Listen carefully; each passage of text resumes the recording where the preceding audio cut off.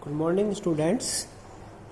आज हम अपनी इस क्लास में अराजकतावादी विचारधारा का अध्ययन करेंगे।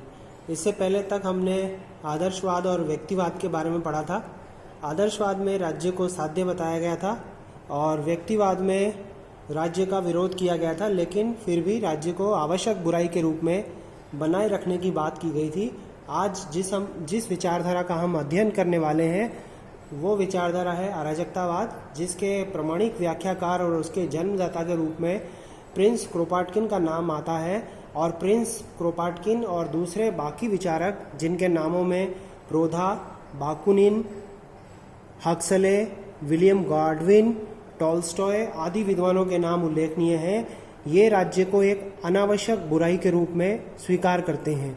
तो एक राज्य को आवश्यक बुराई मानता है और दूसरा उसको अनावश्यक बुराई के रूप में स्वीकार करता है। डिकिंसन ने जो परिभाषा दी अराजकतावाद की, उसमें उन्होंने कहा कि अराजकता का मतलब है स्वतंत्रता, एकता और प्रेम। अराजकतावाद का क्या मतलब बताया डिकिंसन ने? स्वतंत्रता, एकता और प्रेम। अराजकतावाद की उत्पत्ति ग्रीक शब्द अनार्किया से हुई है।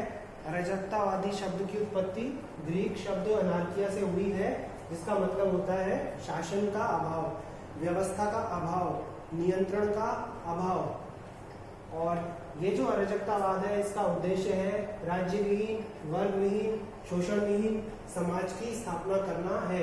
जैसे मार्क्सवाद में हम जो साम्यवादी युग होता है उसमें राज्यविहीन, वर्गविहीन समाज की बात करते हैं, वो वाली चीज अराजकतावादियों ने बताई है। और बाद में हम अराजकतावाद और मार्क्सवाद में अंतर भी करेंगे। यहाँ उद्देश्य के रूप में क्या बताया गया कि इसका उद्देश्य है राज्यविहीन, वर्गविहीन, शोषणविहीन समाज की स्थापना करना है। और इसका जो प्रतिपादक है, प्रमाणिक व्याख्याकार, जन्मदाता के रूप में प्रिंस क्रोपाटकिन का नाम आता है। इसके अलावा Proudhon, Bakunin, Prince Kropotkin, Huxley, William Godwin और लियो टॉल्स्टॉय जो ईसाई अराजकतावादी या ईसाई अराजकतावादियों की श्रेणी में रखे जाते हैं। गांधी और विनोबा भावे को भी इसी श्रेणी में रखा जाता है। अराजकतावाद का मूल केंद्र बिंदु जो है वो राज्य का विरोध करना है, मानव को स्वभाव से अच्छा मानना है और राज्य को अनुपयोगी मानना है। ऐतिहासिक दृष्टि से उपयोगिता के आधार पर, नैतिक आधार पर, आर्थिक आधार पर, इन सभी आधारों पर उसका विरोध करना है। तो अराजकतावाद का मतलब आप समझ गए होंगे कि व्यक्ति को खुला छोड़ देना, किसी भी प्रकार की कोई व्यवस्था न होना, कोई शासन नहीं होना, कोई नियंत्रण नहीं होना, अराजकतावाद का अर्थ है। तो आज हम पढ़ने वाले हैं अराजकतावाद की अवधारणा, जिसकी उत्पत्ति किससे हुई है? ग्रीक शब्द अनार्किया से हुई है। देखिए डिकिंसन ने क्या कहा कि अराजकता का अर्थ शांति और व्यवस्था के अभाव से नहीं है। वस्तु स्थिति है कि यह अवधारणा शक्ति के अभाव से जुड़ी हुई है और इसका मतलब है स्वतंत्रता, एकता और शांति।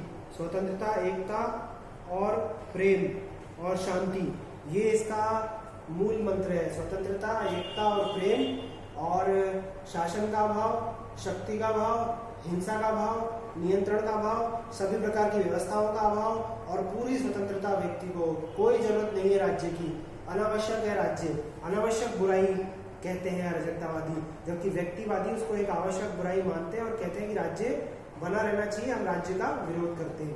तो आज इसका हम अध्ययन करने वाले। इतना मैं बता चुका कि आपको इसकी उत्पत्ति ग्रीक शब्द अनार्किया से हुई है। राज्य जो है वो संपत्ति का भी, राज्य का विरोध तो किया जाता है, इसके अलावा संपत्ति का भी विरोध किया जाता है, क्योंकि संपत्ति जो है वो भी शोषण को और हिंसा को जन्म देती है। और राज्य का इसलिए भी विरोध किया गया कि यह तो पूंजीपतियों की संस्था है। इस तरह की बात जो है वो बताई गई है।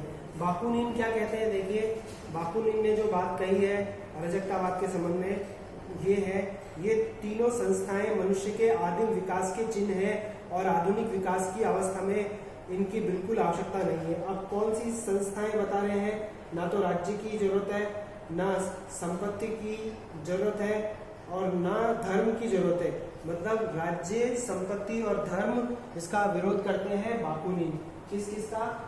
राज्य का विरोध करते हैं, संपत्ति का विरोध करते हैं और धर्म का विरोध करते हैं बाकुनिन।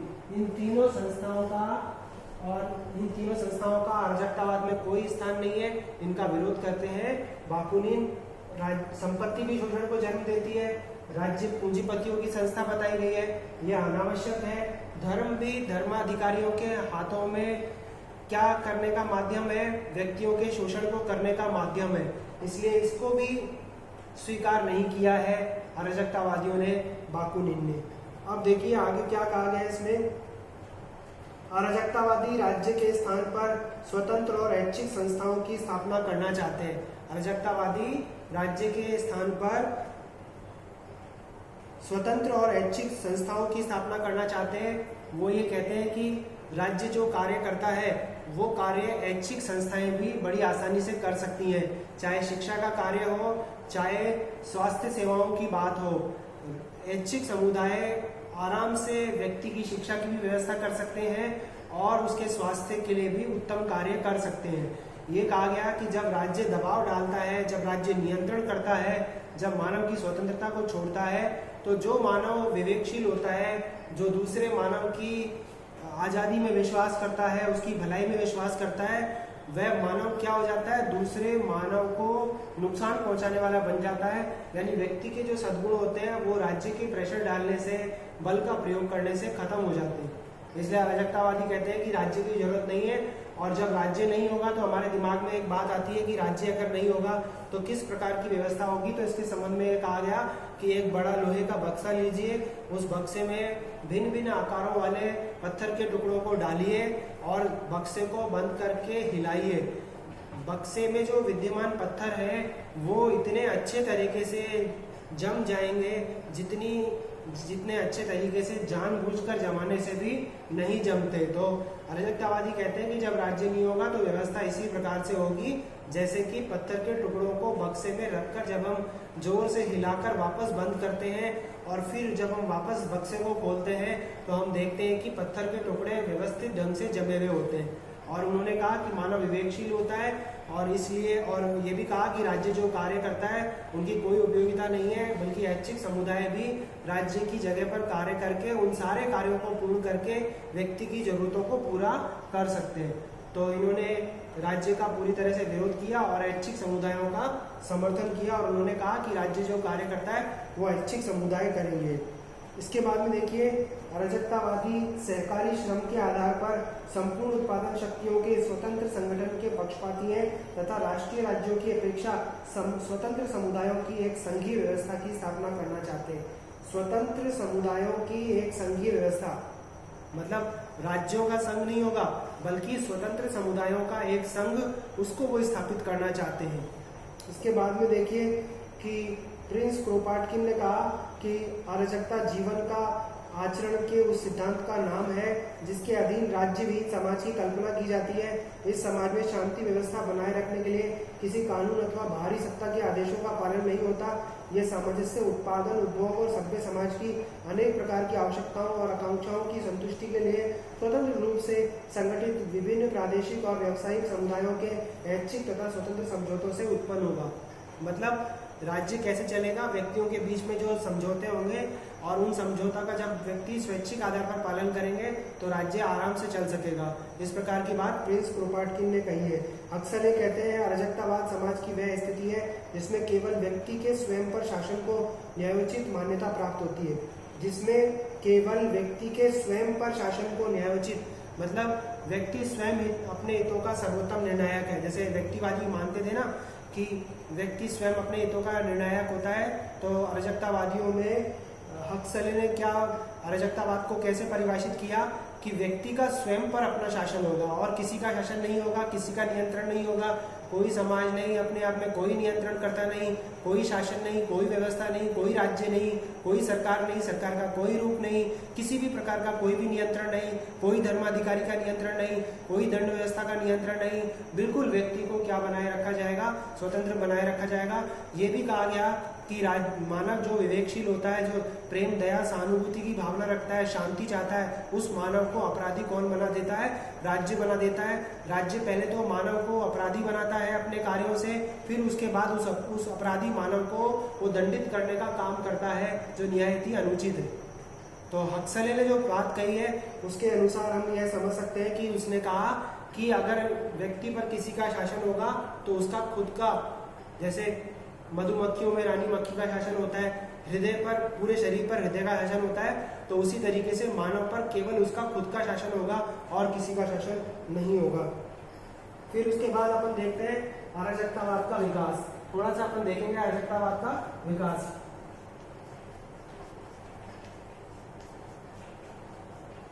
अराजकतावाद का विकास कैसे हुआ, किन परिस्थितियों में हुआ, इसका उत्पन्न, इसका जन्म क्यों हुआ, इसकी भी हम बात कर लेते हैं। देखिए, यद्यपि आधुनिक अराजकतावादी प्रौढ़ा बाकुनिन, क्रोपाटकिन आदि विचारकों की देन है, तथापि अराजकतावादी विचारधारा के मूल तत्व राजनीतिक चिंतन के इतिहास में प्रारंभ से ही विद्यमान थे। मतलब आरंभ से ही राजनीतिक चिंतन के इतिहास में अराजकतावाद के बीज निहित थे। स्टोइक विचारकों में जेनो स्टोइक विचारक है। जेनो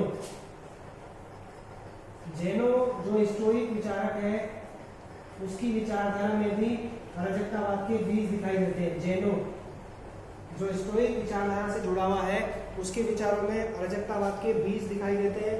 इन विचारकों का मत था कि राज्य की उपस्थिति आत्मानुभूति के लिए घातक है और सब प्रकार से सुखी और सद्गुणी जीवन की प्राप्ति के लिए राज्य में रहते हुए संभव नहीं है। मतलब जो जैनो है, जो स्टोइक विचारधारा के हैं, वे भी ये कहते हैं कि सद्गुणी मानव के लिए एक सद्गुणी जीवन को व्यतीत करना राज्य में रहकर संभव नहीं है। मतलब राज्य में रहकर व्यक्ति अपना सद्जीवन व्यतीत नहीं कर सकता, ऐसा स्टोइक विचारधारा के जैनों ने भी कहा था। और राजनीतिक चिंतन के आरंभ से ही अराजकतावाद के बीज जो है वो दिखाई देते हैं। अब देखिए आगे क्या कहा गया। मध्य युग में स्पिनल और शैली के विचारों में, मध्य युग क्या नाम बताया गया, स्पिनल और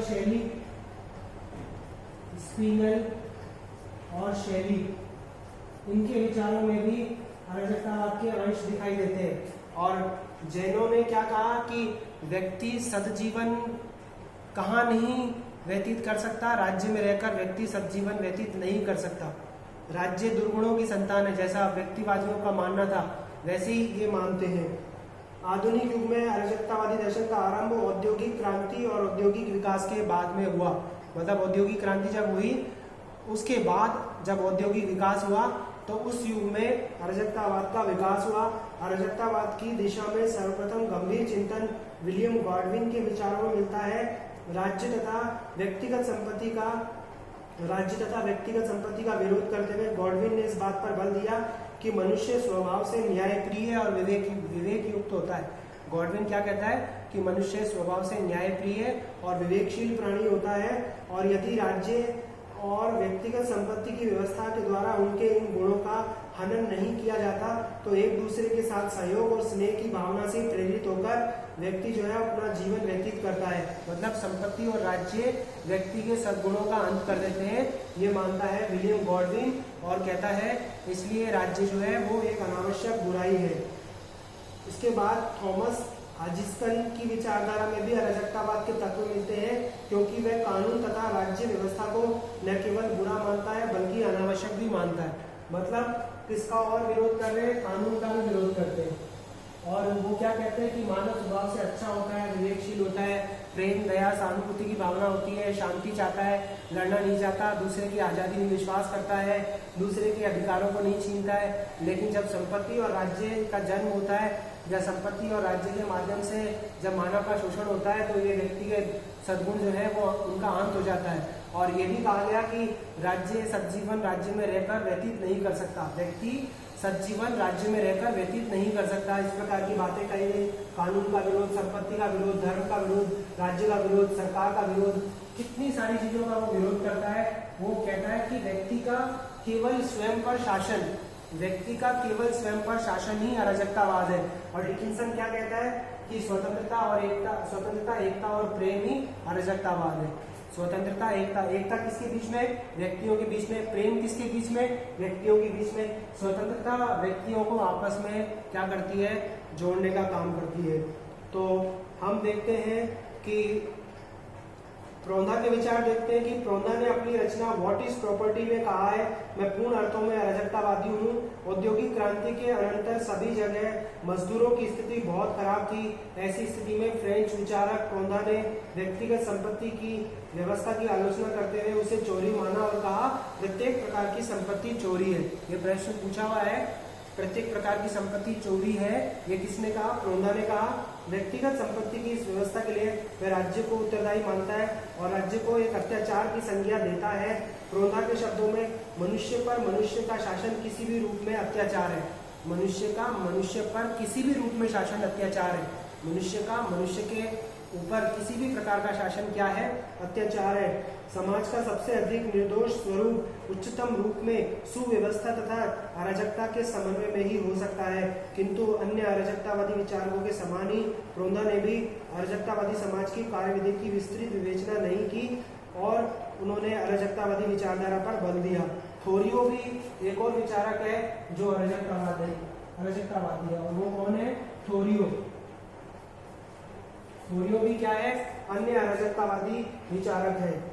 अब देखिए इसके बाद में बाकुनिन की विचारधारा में भी व्यक्तिगत संपत्ति और धर्म का उग्र विरोध किया गया है और बाकुनिन ने कहा कि राज्य द्वारा व्यक्ति का कोई हित साधन नहीं हो सकता क्योंकि राज्य पूर्णतः बाहर की वस्तु है और उसके द्वारा व्यक्ति के व्यक्तित्व का विकास न होकर उसमें बाधा डाली जाती है। राज्य शक्ति पर आधारित होने के कारण मानव मात्र को भ्रष्टाचार की ओर प्रेरित करता है। वह बाकुनिन राज्य के समान ही व्यक्तिगत संपत्ति और धर्म का भी आलोचक है। वह धार्मिक निरंकुशता को दुखदायी मानता है।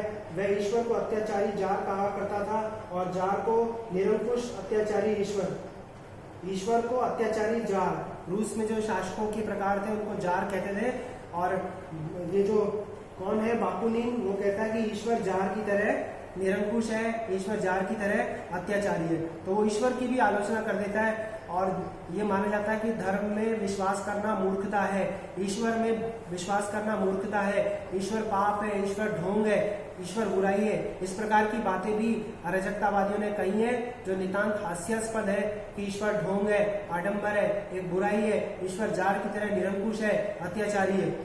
ये सब चीजें भी अपने आप में किसका बखान करती है? अराजकतावादी विचारधारा का, जिसमें ईश्वर को भी स्थान नहीं दिया गया, उसको भी जार की तरह निरंकुश माना गया है। तो राज्य का, संपत्ति का, धर्म का, कानून का, सरकार का, ईश्वर का, सभी का उन्होंने क्या किया?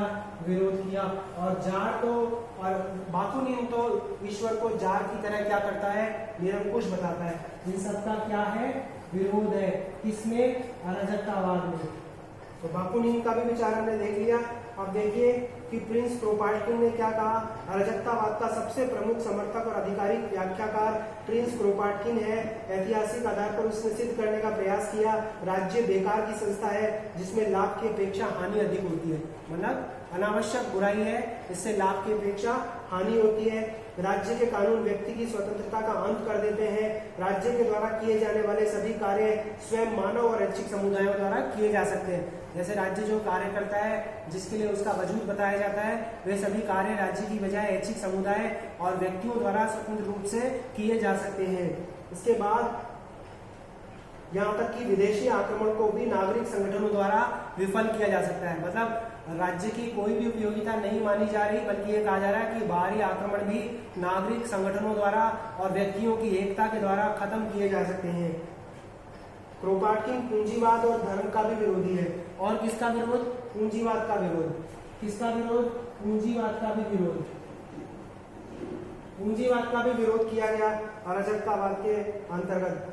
क्रोपाटकिन पूंजीवाद और धर्म का भी विरोधी है और उसका विचार है कि धर्म साधारण जनता को पूंजीपतियों का दास बनाए रखने में उनकी सहायता करता है। धर्म व्यक्ति को किसका दास बना देता है? पूंजीपतियों का। और राज्य किसके हाथ में खिलौना है? पूंजीपतियों के हाथ में मानव का शोषण करने का एक साधन है। और धर्म जो है वो क्या करता है? व्यक्तियों को पूंजीपतियों का दास बना देता है। उनके अनुसार अराजकतावादी राज्य में किसी प्रकार का बंधन नहीं होगा और व्यक्ति के साथ निश्चित समझौतों के आधार पर स्वतंत्र संस्थाओं का निर्माण होगा। इन नवीन समाज में सभी व्यक्तियों को समान अधिकार और सुविधाएं मिलेंगी। पारस्परिक झगड़े पंचायतों के द्वारा निपटाए जाएंगे। जैसे मैंने थोड़ी देर पहले कहा था कि जब राज्य नहीं होगा तो व्यवस्था कैसी होगी। एक संदूक में पत्थर के टुकड़ों को भर करके उसको बंद करके उसको जोर से हिलाइए, पत्थर के टुकड़े व्यवस्थित रूप से जम जाएंगे। और ये कहा गया कि स्वतंत्र संस्थाएं या ऐच्छिक समुदाय व्यक्तियों के बीच में किए गए समझौतों के आधार पर शासन को चलाने का काम करेंगे। और अगर कोई व्यक्तिगत रूप से व्यक्तियों के बीच में जो समझौते किए गए उनके कारण व्यक्तियों के बीच में कोई विरोध पैदा होता है तो पंचायतें न्याय का काम करेंगी। इस प्रकार की बातें कही गई। प्रसिद्ध साहित्यकार टॉलस्टॉय के लेखों में भी अराजकतावादी तत्व पाए जाते हैं। वह राज्य के नियंत्रण और स्वतंत्रता को परस्पर विरोधी मानते हैं। उनका कहना है, मेरे सारे क्रियाकलाप राज्य की मांगों के प्रभाव में दबे हुए हैं और मुझे यह दिखाई देता है कि मेरी तथा मेरे भाइयों की स्थिति तभी सुधरेगी जब वह राज्य की मांग से मुक्त हो जाएंगे। तो ये भी राज्य का विरोध करते हैं टॉलस्टॉय भी। यदि ईसाई धर्म के सिद्धांतों का सच्चाई से पालन किया जाए तो राज्य में सरकार की कोई आवश्यकता नहीं रहेगी। मतलब ईसाई धर्म की बात कर रहे हैं यहाँ पर लियो टॉलस्टॉय और कह रहे हैं कि ईसाई धर्म के जो सिद्धांत है अगर उनका पालन करेंगे तो राज्य और सरकार की कोई भी आवश्यकता नहीं रहेगी। और टॉलस्टॉय के अनुसार पूर्णतया ईसाइयत की अवस्था ही अराजकतावाद की अवस्था है। ईसाइयत की अवस्था भी किसकी अवस्था है? अराजकतावाद की अवस्था है। तथा इसी कारण टॉलस्टॉय के विचारों को ईसाई अराजकतावाद कहा जाता है। मतलब वो कह रहे हैं कि ईसाई समाज में जो अवस्था होगी, ईसाई समाज में जो व्यवस्था होगी वो अराजकतावादी व्यवस्था के समान होगी, इसलिए उनको ईसाई अराजकतावाद की श्रेणी में रखा जाता है। मैंने यहाँ लिखा भी है कि ईसाई अराजकतावादी इसलिए कहते हैं कि वो ये कहते हैं कि ईसाई समाज में जो व्यवस्थाएं होंगी वो बिल्कुल वैसी होंगी जैसे कि अराजकतावादी समाज में होती है। महात्मा गांधी और विनोबा भावे को भी इसी श्रेणी में रखा जाता है। इनके अलावा बारेन, टकर और सिमडिम, ये भी सिमडिम, बारेन और टकर ये भी अन्य अराजकतावादी विचारक हैं। तो आज हमने सिर्फ क्या देखा कि अराजकतावादियों ने क्या बताया? शासन व्यवस्था का अभाव बताया, नियंत्रण का अभाव बताया, पूंजीवाद का विरोध किया, संपत्ति का विरोध किया, धर्म का विरोध किया, सरकार का विरोध किया, कानून का विरोध किया, पूंजीवाद का विरोध किया और सबसे आखिर में ईश्वर का विरोध किया। और अराजकतावाद का अर्थ डिकिंसन ने क्या बताया? स्वतंत्रता, एकता और प्रेम, समस्त प्रकार के शासनों और समस्त प्रकार के नियंत्रणों का अभाव और एक राज्यविहीन वर्गविहीन समाज की स्थापना अराजकतावाद का उद्देश्य है। कल हम इस विचारधारा के सिद्धांतों का अध्ययन करेंगे।